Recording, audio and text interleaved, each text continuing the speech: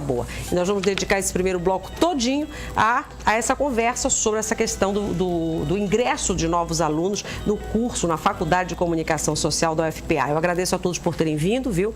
E as professoras Rosane e Rosalie, um prazer tê-las aqui novamente para conversar. O assunto não é muito agradável, digamos assim, não é uma boa notícia, mas eu acho que precisa ser esclarecido e a gente precisa conversar sobre isso. Sim. Professora, vou começar com a Rosane, que é a coordenadora da Faculdade de Comunicação. A que vocês atribuem? Quer dizer, a direção da faculdade, a direção do curso atribui exatamente essa nota baixa do MEC? Quer dizer, a que situações, né? A que fatos, a que circunstâncias vocês atribuem? Bom, primeiro, boa tarde, Renata, boa tarde a todos aqui da mesa, do programa. O MEC anunciou no dia 6, não foi somente a suspensão do ingresso de novos alunos no curso de jornalismo, mas numa lista de 118 cursos de todo o país que obtiveram um resultado insatisfatório, ou seja, abaixo da média 3, na nota do que eles chamam conceito preliminar do curso, CPC. Em 2009 e 2012. Esse conceito ele é formado basicamente pelo resultado do ENAD da prova, que tem um peso de 55%, é o maior peso, e o restante por informações do curso, da infraestrutura, da organização pedagógica, mas que os próprios alunos fornecem essas informações no questionário que eles preenchem ao realizar o ENAD. Então, esse resultado abaixo de 3, reincidente e com uma tendência negativa, ele gerou essa medida do MEC de suspensão cautelar, e é isso que o Diário Oficial diz, do ingresso de novos alunos. Bem, há duas questões que a gente questiona. A primeira delas, de maneira geral, que vale para todos os cursos, e questiona a medida em si, porque o MEC baseia toda essa punição drástica, essa medida drástica, que é suspender o ingresso daqueles que já fizeram processo seletivo, a rigor, o chamado vestibular, que a partir desse ano da UFPA, a porta de entrada é o próprio Enem, ele já aconteceu. As vagas já foram ofertadas, as inscrições já foram realizadas, ou seja, o jogo já está em andamento. Então, suspender o ingresso é extremamente delicado. Então, tomar uma medida dessas que vai gerar frustração de expectativas, de sonhos e de direitos de jovens, baseado num código que é preliminar, ou seja, ele justamente precisa ser confirmado por uma visita in loco e baseado numa única fonte de informação, que é o ENAD, me parece absolutamente temerário. Então, nós questionamos os próprios critérios e a metodologia do MEC que usa essa forma, esse conceito para definir essa medida drástica. É a mesma coisa se a gente pensar, bom, a gente está no campo da ciência, né? No campo da educação. Então, o que é que nos ensinam? É preciso verificar com rigor, é preciso triangular os dados. E qual verificação o MEC fez antes de punir drasticamente esses cursos? Até o momento, nenhuma. Então, é uma punição drástica com base frágil. O peso maior, então, desculpe interromper, professor, o peso maior é o da prova do ENAD, é isso? Da prova. Ela responde à prova do ENAD, que é o Exame Nacional feito para medir o desempenho dos estudantes, né? Ele responde por 55% desse conceito preliminar de curso. O restante é dividido entre infraestrutura e a parte docente do curso, desempenho acadêmico e tal, que responde por 30%. O grande problema, um dos grandes problemas e uma das principais fontes da nossa crítica, que aliás não é eu devo dizer, essa crítica, ela não é uma crítica isolada feita pelo curso de comunicação, né? Mas, na verdade, o sistema de ação dos cursos de nível superior no Brasil, há muito tempo, ele está em xeque, ele está sendo questionado por exemplo, pelo Sindicato Nacional dos Docentes, pelos servidores, pelos estudantes, pela União Nacional dos Estudantes, porque todos entendem exatamente que essa forma de avaliar os cursos, ela realmente não reflete a realidade dos cursos. Pois é, mas quanto tempo, por exemplo, a ENAD existe? Já existe há um bom tempo. Ele é mais ou menos recente.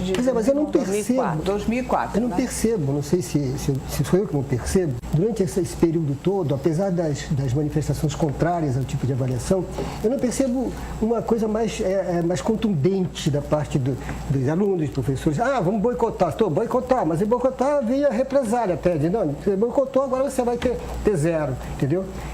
Existe essa luta. Como é que é essa luta para você mudar esses critérios? É isso que a Roseli estava dizendo. Mas o que existe de concreto em relação a isso? Quer dizer, qual é a possibilidade de mudança disso? Porque não é só isso, não. Por exemplo, a CAPES, a história de publicar quantidade de artigos.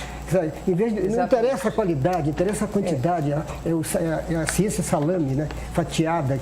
E a outra questão é o seguinte, quer dizer, que é uma deformação, eu já respondo a tua pergunta, aliás, eu acho bom a Rosane falar sobre isso, mas uma questão que está sempre nas nossas discussões é exatamente o fato de que uma deformação, que é o seguinte, essa avaliação, ela é meritocrática, no sentido de que ela premia os melhores, e ao premiar os melhores, supostamente os melhores, ela piora os piores. Ela condiciona o investimento na melhoria dos cursos a essa avaliação.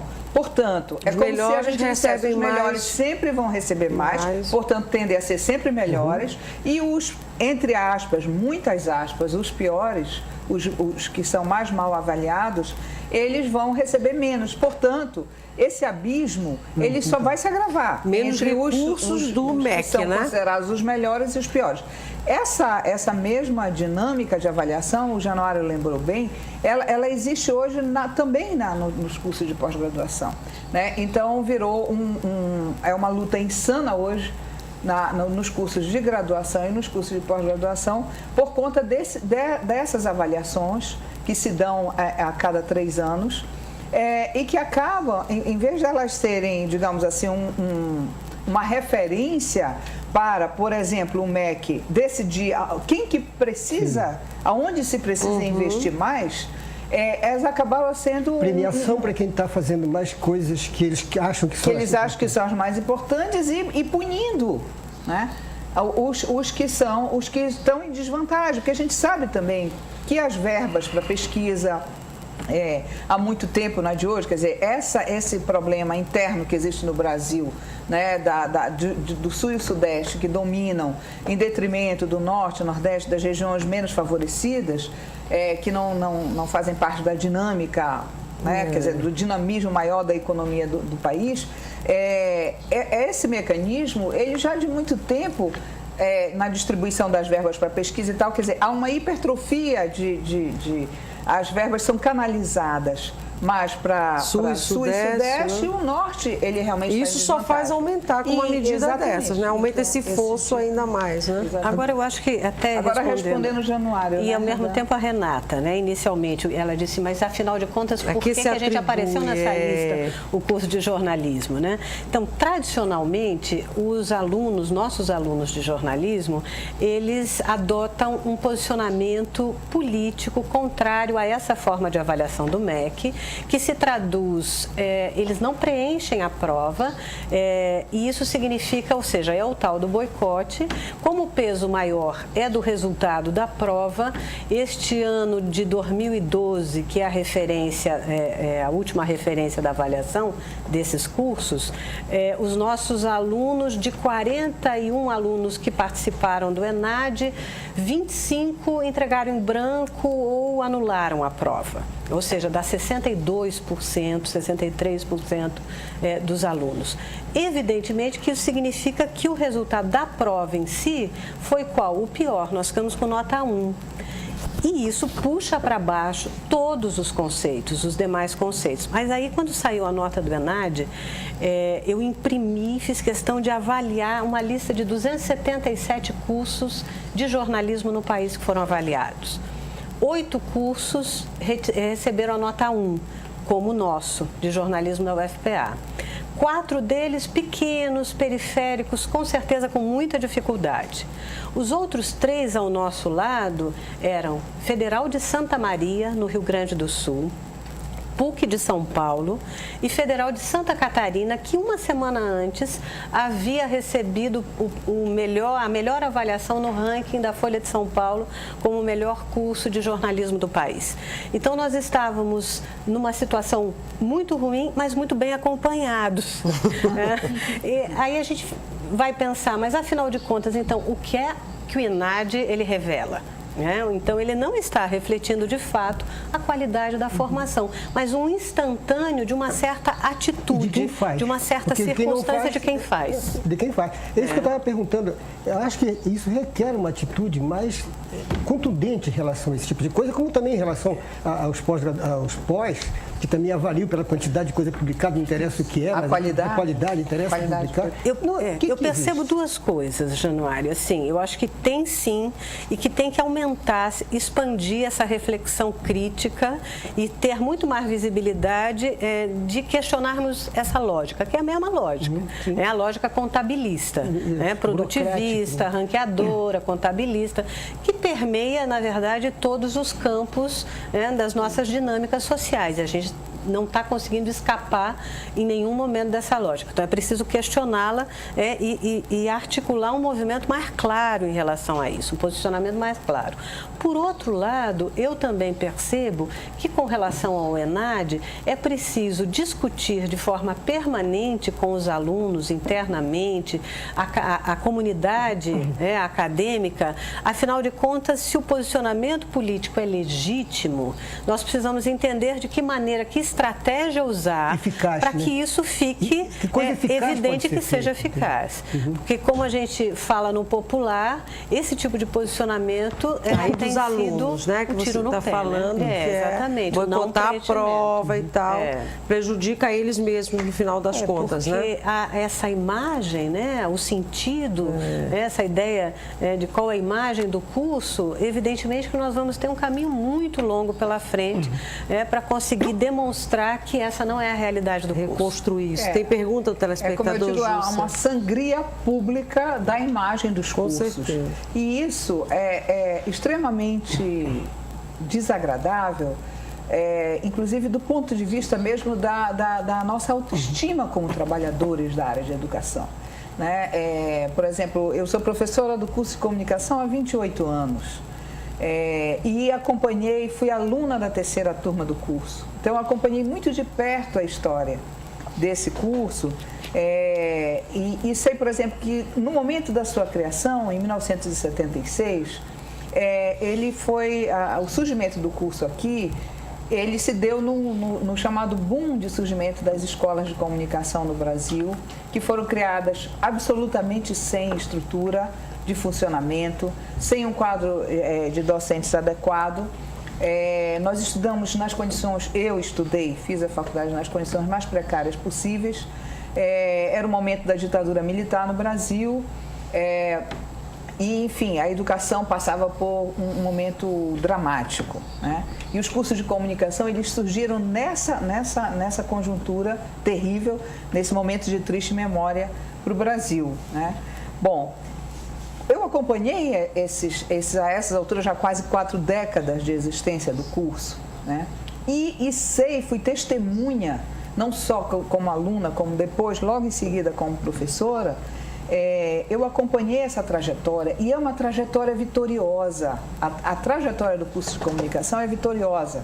Para vocês terem uma ideia, nos anos 90, nós fizemos um planejamento estratégico para a década seguinte, E desse planejamento estratégico resultaram coisas muito boas. E eu reputaria que a principal delas foi justamente o investimento maciço que nós fizemos na qualificação do nosso quadro docente. Esse investimento faz com que hoje quase 80% do quadro seja de doutores ou doutorandos. Né? 78%. 78%, ou seja, nós estamos beirando os 80%, quando a exigência do MEC são 50%. De professores doutores. Vale ressaltar isso, né? Quer dizer, nós estamos muito acima da exigência do MEC, Rosalie, do ponto de vista da qualificação do quadro. No último programa, a gente entrevistou aqui uma desembargadora falando sobre dano moral, danos, né? Sim. Sabe? Eu acho, por exemplo, eu não sei, isso é um achismo mesmo, eu acho que isso é um dano causado ao Sem curso, dúvida. entendeu? Eu não sei se vocês teriam que recorrer, inclusive, ao jurídico, ao ponto de vista jurídico, porque pelo relatório, pela nota que vocês colocam, vocês dizem que em 2009 houve esse problema, o MEC mandou uma avaliação aqui. Exatamente. E o curso foi elevado a nota 3. Exatamente, né? Ficou dentro da média. Então ele não é uma repetição. Não há uma repetição. E eles estão colocando como uma repetição. Então, acho que isso requer talvez uma consulta jurídica, mas isso é um dano. É um dano moral. Deixa só a Rosane responder e depois a gente pergunta para o telespectador. Mais grave é que essa visita em loco do MEC, que em 2009 o resultado foi ruim, eles mandam uma equipe de avaliadores que vem verificar de fato esse conceito preliminar. A nota foi aumentada para 3 e, segundo uma nota técnica do próprio MEC, esse conceito final deveria substituir o conceito anterior. Não aconteceu. Então, a rigor, nós entendemos que se isso de fato tivesse acontecido, nós não estaríamos nessa lista sofrendo esses danos. E eu acho sim que é algo a se pensar seriamente. Nós estamos entrando em contato com o Ministério Público justamente para avaliar de que maneira é possível entrar com uma representação, porque esse é um dano que ele leva muito tempo para ser sanado e ele compromete uma história de quase 38 Além de anos. dano à instituição, dano às pessoas que estão na instituição. E todos os profissionais que estão saindo, né? Os nossos alunos reclamam também, claro. O quanto eles têm enfrentado a discussão e eles são extremamente valorosos porque eles estão, de fato, enfrentando as discussões e fazendo a defesa do curso. O que nós temos, Júcia, do telespectador? Nós temos algumas perguntas, Renata. A Marcelina já participou pelo Twitter e ela quer saber a situação dos alunos que fizeram a inscrição no vestibular para o curso de jornalismo. Como é que ficam? Eles podem escolher um outro curso se não tiver a vaga? Esses que já se inscreveram, né? Vale ressaltar que são 935, mas exatamente. São 935 candidatos se inscreveram para concorrer a uma das 30 vagas do curso de jornalismo. Infelizmente, como é o nome dela? Marcela Inajá. Marcela. Infelizmente, Marcela, a gente não tem essa informação categórica.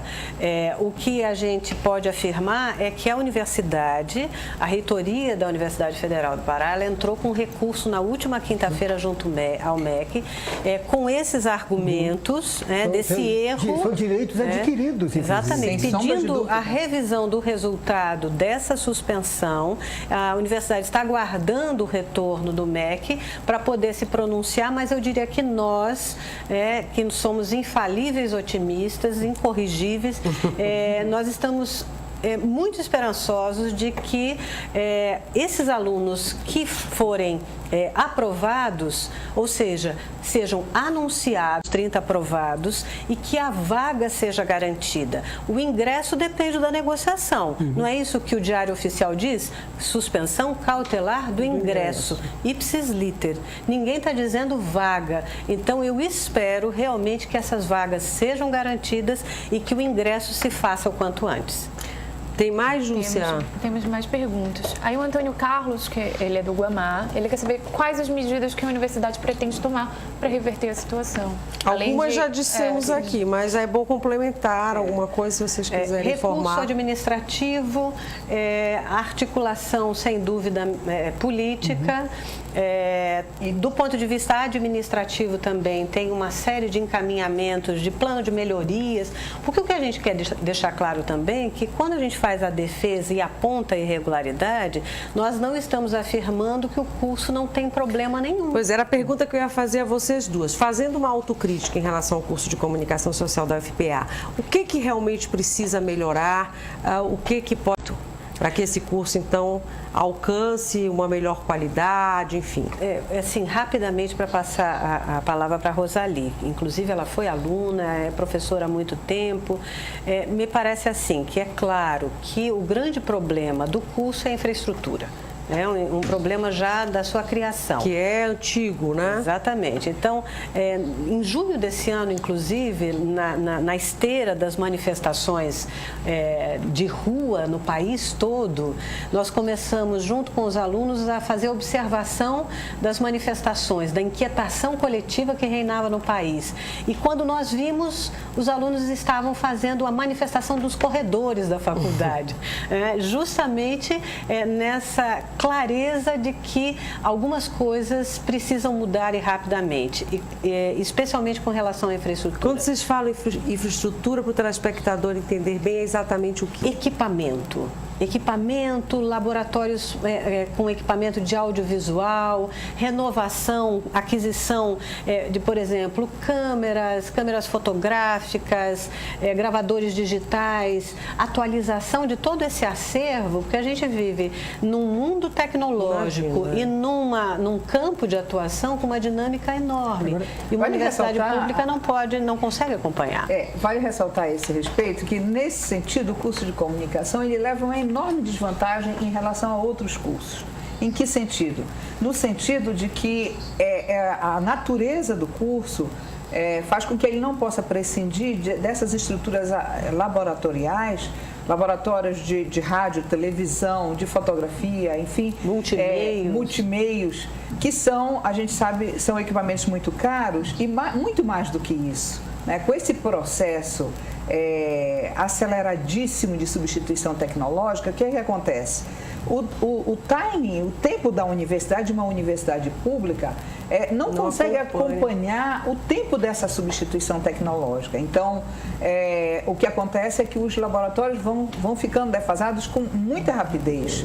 E nós estamos no interior de uma universidade pública, a gente sabe que os tempos da própria burocracia da universidade para compras e tal, enfim, não dá conta de acompanhar. Uma universidade pública na Amazônia, né? Na Amazônia, que a gente já falou. Fora isso, tem a questão mesmo da falta do investimento. Pois mas, Rosali, do investimento público, porque o MEC cria o curso, aí ele não mantém adequadamente, como deveria. E ainda por cima cria um sistema de avaliação que faz com que só poucos sejam privilegiados em detrimento da maioria, ao invés dele se responsabilizar, porque ele de fato, no âmbito do governo federal, o ministério que deveria prover e assegurar a existência desses cursos, desses laboratórios. Ou seja, a conta deveria cair no colo de quem está punindo, né? De quem está punindo. Pois mas tem uma coisa que eu acho, tudo bem, eu concordo que a infraestrutura é fundamental,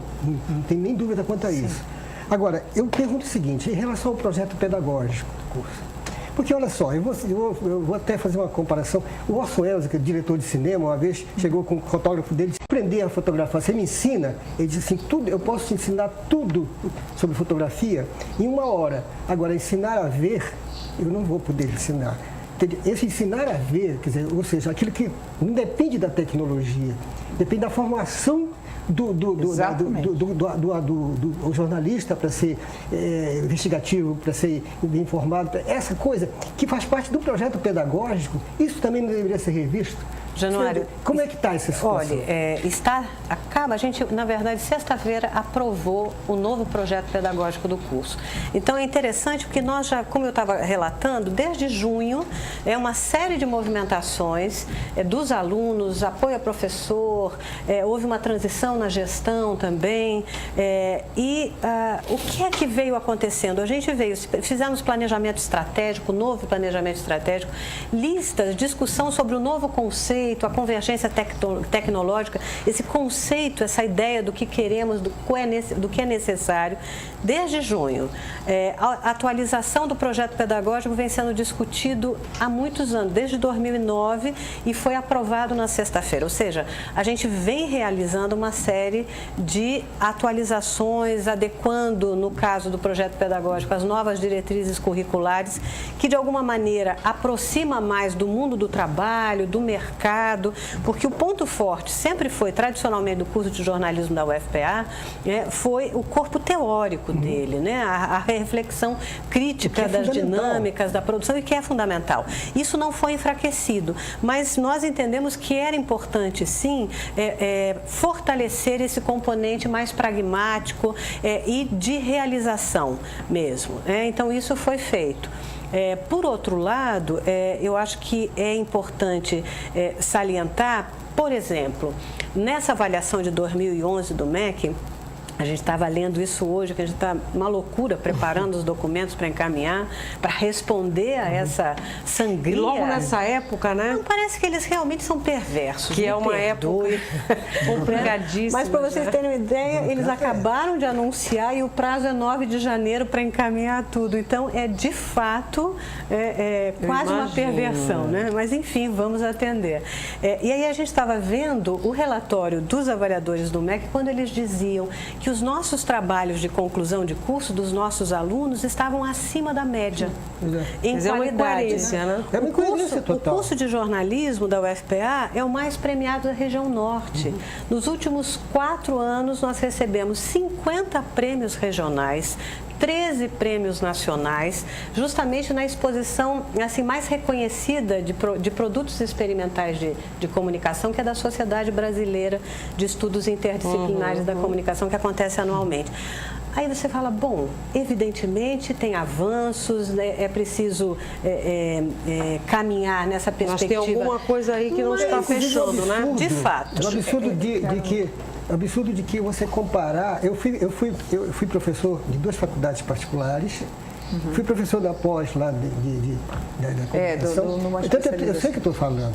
E você comparar, sabe, e botar abaixo, como algumas pessoas já disseram, que está abaixo da faculdade de Santarém, sei o quê. Isso. Comparar essas coisas, eu acho assim um absurdo. Eu devo dizer gente, deixa só desculpa, Rosali, só dizer que a gente daqui a pouquinho estou chamando de intervalo, só para a Rosali complementar, e tem mais perguntas, né, do seu telespectador, para a gente chamar o intervalo. Diga lá. Não, eu só quero, complementando o que a Rosane falou, eu quero justamente dizer que é uma incoerência o fato de que em 2009 nós recebemos uma avaliação que ficou abaixo da média, via ENAD. No entanto, em 2010, nós tivemos o nosso programa de mestrado em comunicação aprovado, né, e implantado em 2010. Então, quer dizer, é uma incoerência que se a nossa graduação fosse ruim como essa nota sugere, né, nós não teríamos de forma alguma condições de implantar um programa de mestrado. E não só implantamos, como já temos novos mestres formados por nós, e mais do que isso, já temos hoje no nosso quadro, como substitutos, professores que foram formados no nosso programa. Nesse mestrado. Fora isso, como bem destacou o Januário, eu acho muito importante dizer, como o curso de jornalismo durante 30 anos, ou mais do que isso, ele foi o único formador na área de jornalismo aqui, aqui no Pará. Então, o que acontece? Nós formamos, na verdade, hoje, e como houve uma multiplicação das faculdades particulares na última década, corpo docente aqui, então o corpo docente de todas as particulares aqui foi formado por nós. Então, condenar o curso de jornalismo da UFPA seria como condenar todos, né? Todos os nossos ex-alunos que, diga-se de passagem, concorrem. Agora mesmo tivemos aluno aprovado no programa de pós-graduação da ECA, que é um dos mais concorridos do Brasil, na USP, e os nossos alunos, os egressos do curso, em geral, eles são muito bem classificados em programas de pós-graduação, depois que saem do curso. No país todo, né? Em todo o país e fora do país. Nós temos ex-aluno nosso que já foi até reitor de universidade americana e dirige uma faculdade de jornalismo na faculdade nos Estados Unidos. Então, eu acredito que deve haver alguma coisa muito errada nesse resultado. Júcia, quantas tem para vocês responderem rapidinho, tá? A gente tem um comentário e uma pergunta. O Cleiton Silva, eu acho que ele é estudante do curso de comunicação. Ele diz que o MEC deve ser denunciado. A suspensão das vagas expõe a fragilidade do ENAD como ferramenta de avaliação das universidades. Aí, a gente tem uma pergunta do Raimundo Neto. Ele quer saber quem legitima o ENAD, se são os próprios jornalistas ou a mídia.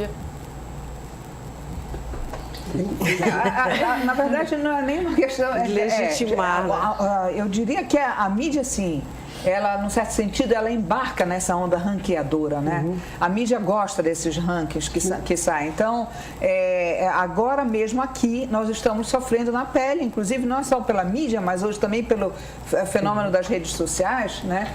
Pessoas que ficam legitimando de forma acrítica, ou seja, sem fazer nenhuma leitura crítica essa questão da avaliação negativa do MEC, né? Então, eu diria que a mídia, eu acho que ela contribui sim, infelizmente. Aqui a TV Cultura está sendo uma exceção, está nos dando esse espaço maravilhoso para a gente ter a possibilidade de debater isso. Mas a grande mídia, de forma geral, sim, embarca nessa onda do ranking e promove uma verdadeira sangria da imagem dos cursos, sem ir procurar as fontes, o que é pior, sem ir checar fazendo a informação naqueles que realmente fazem a coisa acontecer. Chegou mais uma... Qual foi, Júcia, para encerrar? A gente tem uma pergunta do Fabrício Amador. Ele quer saber sobre a segurança pública no entorno do bloco de comunicação, letras e artes. Se já foi resolvido. Aí a segurança do campus, né? Que ele quer saber como é que anda isso. E se ali na faculdade de comunicação existe algum problema. Eu não sei se a gente pode ajudar muito o Fabrício. O que eu posso afirmar, até porque os nossos alunos acabaram de fazer uma matéria para um rádio-jornal do Laboratório de Radiojornalismo. E eles, uma das matérias era justamente a questão da segurança interna.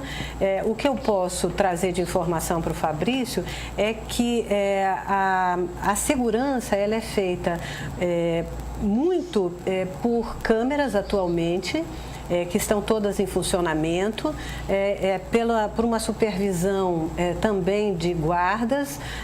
Ela não é apenas patrimonial, tem muita gente que diz que a segurança é só patrimonial, não. A gente ouviu da pessoa responsável pela prefeitura que o patrimônio também são as pessoas, evidentemente. Claro. Mas, felizmente, a gente não teve notícia de outros casos. Eu acho que o Fabrício pergunta porque, há um tempo atrás, houve um caso de uma aluna, na hora do almoço, dentro de uma sala de aula, que sofreu, foi vítima de um furto, né? Na verdade, de um assalto mesmo.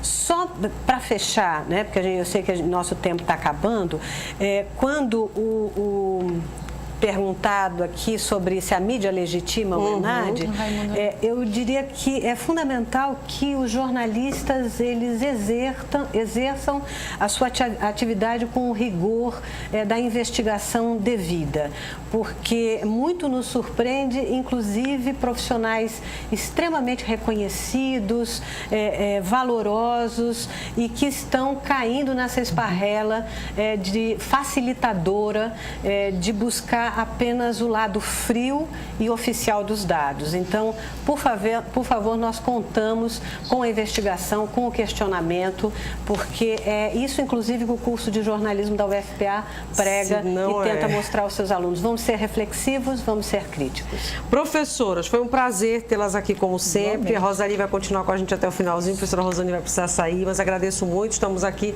com o espaço sempre aberto, viu? Muito obrigada. Para o curso de comunicação da UFPA e a universidade de um modo geral. Obrigada. Vamos para o intervalo, rapidinho. No próximo bloco vamos conversar sobre a ONG Rádio Margarida.